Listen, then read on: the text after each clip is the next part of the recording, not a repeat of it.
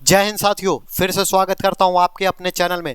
और देखिए, आज की जो कड़ी है वो कोई एमसीक्यू या कोई टॉपिक नहीं है। और रुकिए रुकिए रुकिए, सब्र कीजिए, कहीं जाइएगा नहीं, क्योंकि आज का बेहतरीन यहाँ पर बताया जा रहा है स्ट्रैटेजी। आपको पता है कि अक्टूबर में अब कुछ ही दिन आपका पता है कि बाकी है जीएसएससी सीजीएल का एग्ज़ाम के लिए, लेकिन अभी भी बहुत लोग भटके हुए हैं। किस तरह से स्ट्रैटेजी बनाएं, किस तरह से अपनी तैयारी को लाएं, किस तरह से तैयारी करें, क्या क्या सब्जेक्ट पढ़ना है, ये सब आज डिटेल बताया जाएगा। सिर्फ आप ये देख लीजिए, नोटिफिकेशंस में लेके आया हूँ, इसको देखकर ये नहीं कि आप निकल जाइएगा इस वीडियो से, तो आपका फ़ायदा नहीं होगा। अगर आप प्रॉपर इस वीडियो को देखिएगा, मैं डेफिनेटली बोल रहा हूँ, आपको ज़रूर फ़ायदा मिलेगा और डेफिनेटली फ़ायदा मिलेगा। देखिए, आपको पता है नोटिफिकेशंस आया था, बहुत कोई नोटिफिकेशंस पढ़ता भी नहीं है पूरा, तो नोटिफिकेशन से ही स्टार्ट करते हैं। तैयारी आपकी कैसी होनी चाहिए उस पर भी चर्चा करते हैं। देखिए, पहले आपको पता था परीक्षा का स्वरूप जो देखा गया, परीक्षा का स्वरूप सबको पता है कि एमसीक्यू क्वेश्चंस है, लेकिन ये नहीं पता है इसका सिलेबस बहुत ही लंबा है, वास्ट है और हर पेपर को क्वालिफाई करने की ज़रूरत है। लेकिन बहुत कोई सिर्फ झारखंड जीके में लगे हुए हैं, कोई जीके ही पढ़ रहा है, कोई रीजनिंग नहीं पढ़ रहा है, कोई मैथ्स नहीं पढ़ रहा है, कोई साइंस नहीं पढ़ रहा है। तो सभी सब्जेक्ट के उतने ही इम्पोर्टेंस है, ये आज कक्षा में मैं बताऊँगा। और किस तरह आप कौन से सब्जेक्ट को ज़्यादा पढ़कर कैसे एग्जाम को क्रैक कर सकते हैं, आसानी से मैं बताऊंगा। देखिए, परीक्षा का स्वरूप आपको पता है, 3 पेपर आपको देने हैं, कंफर्म है। यहाँ पर देखिए, अब आगे हम बढ़ते हैं थोड़ा सा, तो देखिए यहाँ पर देखिए, सीधा अब हम आते हैं यहाँ पर भाषा में।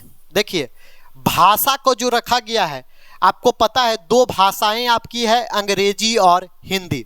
बहुत कोई इसको हल्के में ले रहे हैं, लेकिन आपको ये पता नहीं है कि अगर आपका लैंग्वेज पेपर में 30% नहीं आया, तब आप तो ऐसे भी छट जाइएगा। 30% अगर आपका अंक नहीं आता है, यहाँ पर साफ साफ लिखा हुआ है, तो आप ऐसे ही निकल जाइएगा। लेकिन इस पे कोई ध्यान नहीं दे रहा है। अरे भैया, वही मैं बताना चाह रहा हूँ कि आपका पेपर 1, पहले आप पेपर 1 पर भी थोड़ा थोड़ा फोकस कीजिए। क्या पता आपका यहीं पर क्वालिफाई नहीं कीजिए तो दूसरा पेपर तो आपका चेक ही नहीं होगा, तीसरा पेपर चेक ही नहीं होगा। फिर आगे बढ़िए, फिर आपका देखिए आगे बढ़िए, तो आगे आपका कौन सा पेपर है, तो आपका क्षेत्रीय भाषा का पेपर। इसमें भी देखिए 30% लाना अनिवार्य है।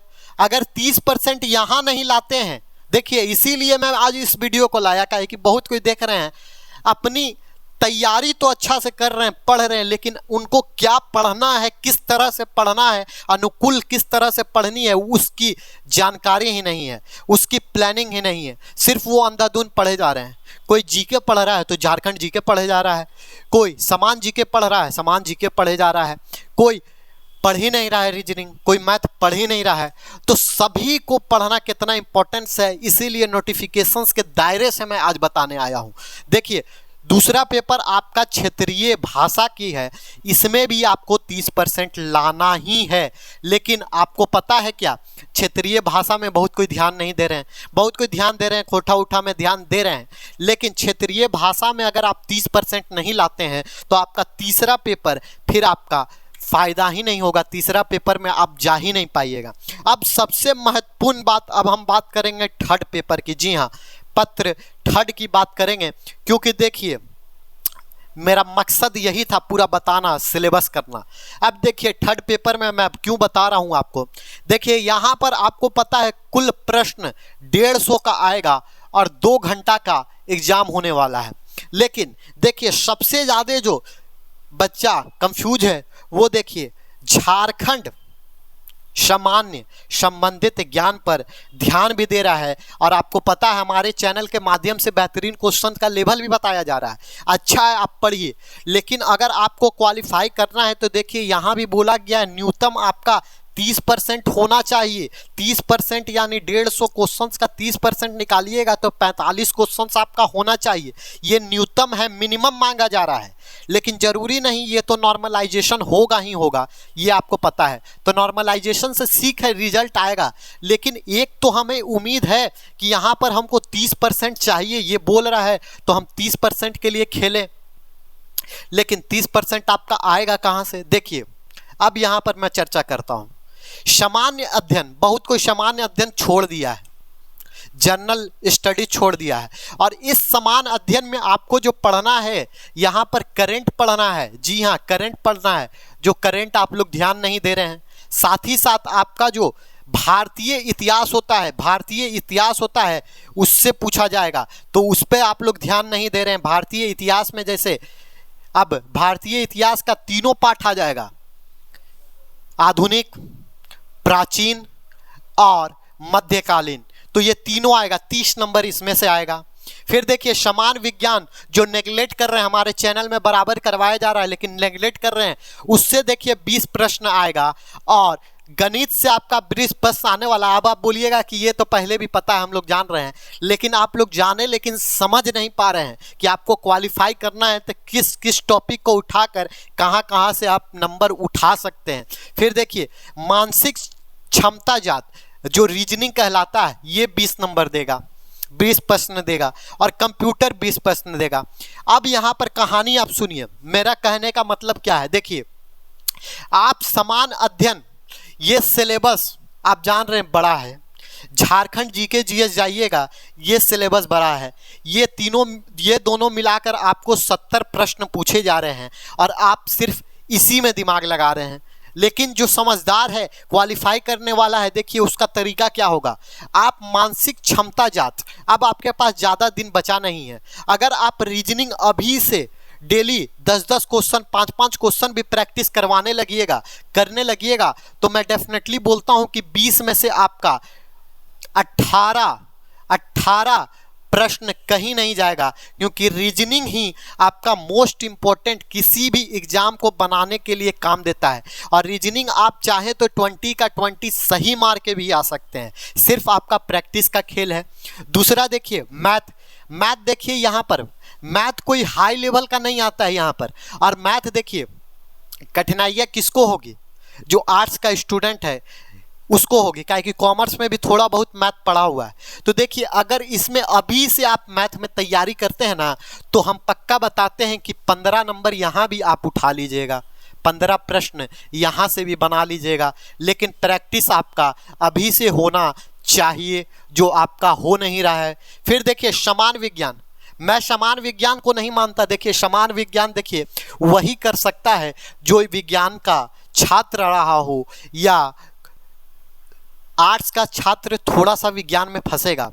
लेकिन विज्ञान का लेवल की अगर बात करें ना, तो इसका जो लेवल पूछा जाता है ना, एकदम नॉर्मल है। अगर आप एनसीईआरटी पढ़ के जा रहे हैं 8 to 10, तो आप इसमें कवर कर लीजिएगा। 20 में से हम इसको 15 क्वेश्चन ही मानते हैं कि आप कवर कर पाइएगा। कितनों आप ब्रिलियंट रहिएगा, साइंस का स्टूडेंट रहेगा तब भले कर लेगा 18-19, लेकिन समान ज्ञान 15 ही कर पाएगा।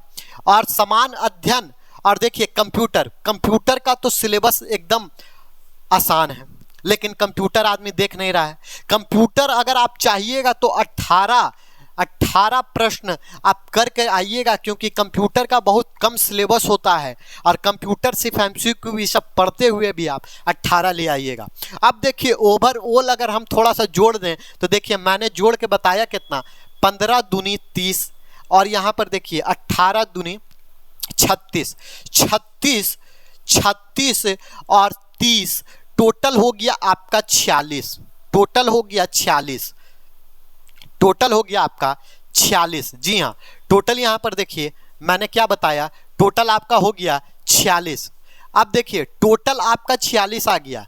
क्वालिफिकेशंस यहाँ पर कितना में बोल रहा है, न्यूनतम कितना होना चाहिए आपको पास होने के लिए, 30%, यानी 150 क्वेश्चन का 30%, 45।